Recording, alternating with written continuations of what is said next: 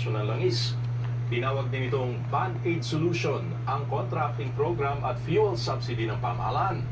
Dagdag ng grupo, dapat i-roll back ang presyo ng petrolyo sa 55 pesos per liter at suspindihin ang fuel excise tax. Sa ibang balita, naniniwala si dating Supreme Court Associate Justice Adolfo Ascuna na dapat ituloy ng House Committee on Justice ang pagdinig nito sa mga reklamong impeachment laban kay Vice President Sara Duterte. Ayon kay Ascuna, ang hindi pag-issue ng Korte Suprema ng temporary restraining order sa kabila ng petisyon ni Duterte ay nangangahulugang ayaw nitong mangialam sa deliberasyon ng komite. Pero may babala rin siya sa isinasagawang pagdinig ng Justice Panel. So far, I think it has confined itself really to its constitutional duty to determine probable cause.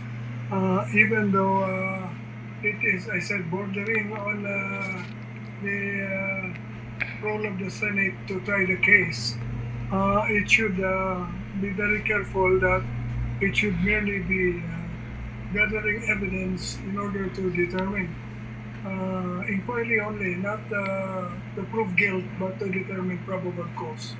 It should remember it has a deadline to finish its job as impeachment hearing committee. They have only 60 session days.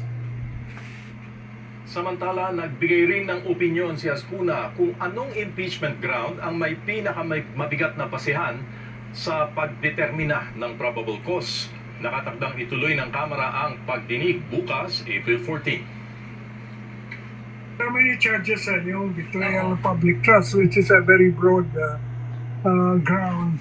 The other one is the accusation that she threatened to assassinate the president.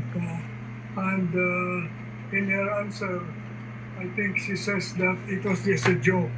But you say when it was a joke, that is a part admission that she made it. She made the statement, but she asserts that it's not a serious statement.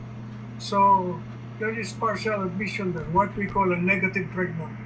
When you deny, but your denial is partially an admission, and that can be used against you. So it will, in effect, be up to you to prove your version, but admit that you made the statement that can be used as a ground for probable cause. Apat pang kadete ng Philippine National Police Academy ang kilala na ng pulisya na sangkot sa hazing ng higit 20 underclassmen. Una nang inaresto ng PNP ang 3 kadete na itinurong sangkot sa insidente. Ipinatawag na ang 4 pang suspect para humarap sa mga investigador.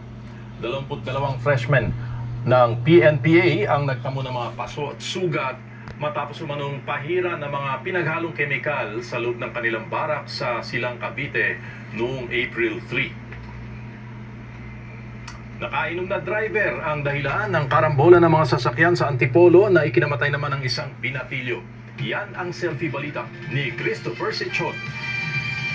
Sabi mo lang, sir, kaso mababa lang kasi ang content mo, sir. Mga kapamilya, malungkot pong balita, patay ang isang 16 years old na lalaki matapos siyang masangkot sa karambola sa may Marcos Highway, Sitio Kapatagan, Barangay San Jose, Antipolo City, Rizal. 4 sugatan sa nangyaring karambola. Ayon sa 2 tricycle driver sa lugar, napansin nila ang pagdaan ng isang utility van na mabilis ang takbo. Sasakyan, umaro doon. Sumasagit-sit siya ng takbo. Dire-diretso siya, tinumbok niya yung dead end doon sa dulo. Tapos ang kala ho namin, ganun lang yung nangyari. Meron na rin po palang aksidente dito sa unahan. May mga nasagi na ho palang motor. Nabangga na pala ng 28 anyos na driver ng utility van ang 3 motorsiklo at iba pang sasakyan. Dead on arrival sa ospital ang 16 anyos na binatilyong sakay ng isa sa mga nabanggang motorsiklo. Habang sugatan ng 4 pang motorista, kabilang ang 2 senior citizen, isang minor, at driver mismo ng utility van. Napag-alamang sasakyan pala ng amo ng suspect ang utility van na ginamit nito para pumunta sa outing sa Rizal kasama ang mga kaibigan. Pauwi na siya sa Maynila. Yung driver po ng Camaro Hilux is nakainom po siya, kaya po siya nagkaroon ng error, nakabangga ng motorcycle at nagkarambola po sa daanan. Narattle, nagpanic, tapos gusto niyang tumakas, and then yun nga po, nagkaresulta ng karambola. Naaresto ang driver sa loob ng utility van na nagdire-diretso sa bangin. Mga nasa 5 lang sir. Kaso mababa lang kasi alcohol content ko sir. Huling naaalala ko na lang sir, nagising na lang ako dito sa presinto sir. Wala na po ako maalala. Totoo po. Yung pakiramdam ko po ngayon sir, nakukonsensya, number 1, kasi may namatay daw po. May hilo. Pero sobrang ako konsensya po ako sir. Muling nagpaalala ang pulisya sa mga motorista, lalo na at kabi-kabila ang mga outing ngayong tag-init. Huwag po tayong mag-inom, don't drink and drive. And then, pag nagda-drive po tayo, maging maingat po, maging alerto po tayo. Nagpapagaling sa ospital ang mga sugatang motorista.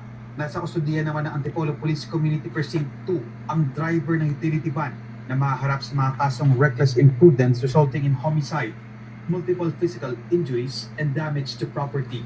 Mula po rito sa Antipolo City Rizal, Christopher Sitson, ABS-CBN News. At yan ang mga nagbabagang balita sa oras na ito. Ako po si Stanley Palisag.